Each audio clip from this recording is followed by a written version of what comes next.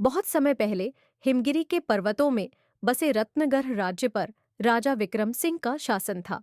महल के उत्तर पश्चिमी हिस्से में एक कक्ष था जिसके दरवाजे पर एक गहरा ताला लगा हुआ था।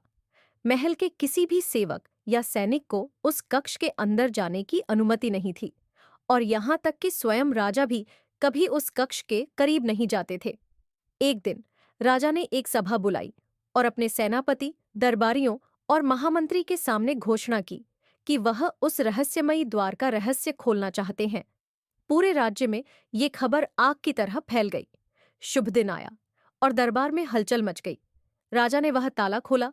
दरवाजा धीरे धीरे चरमराने की आवाज के साथ खुला। अंदर का नजारा देखकर सभी चौंक गए। कक्ष के भीतर एक बहुत पुराना खजाना था, लेकिन उससे भी अद्भुत था एक चमकीला दर्पण।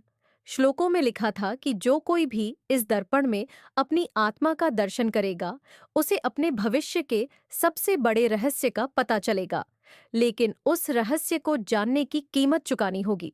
राजा विक्रम सिंह ने हिम्मत करके उस दर्पण में देखने का निर्णय किया। जैसे ही उन्होंने अपनी आंखें दर्पण पर केंद्रित की, उनके चेहरे का रंग बदल गया। राजा ने देखा कि उनके अपने ही राज्य में एक गद्दार छिपा हुआ है, लेकिन दर्पण में गद्दार का चेहरा धुंधला था। राजा ने गुप्तचर तैनात कर दी और हर छोटी सी छोटी हरकत पर नजर रखी जाने लगी। धीरे धीरे एक दिन एक दरबारी पकड़ा गया जो दुश्मनों के लिए संदेश ले जा रहा था। राजा विक्रम सिंह ने उस दर्पण को वापस उसी कक्ष में सुरक्षित रखवा दिया और उस कक्ष को फिर से बंद करवा दिया ताकि भविष्य में किसी और को उसकी कीमत चुकानी न पड़ डाले।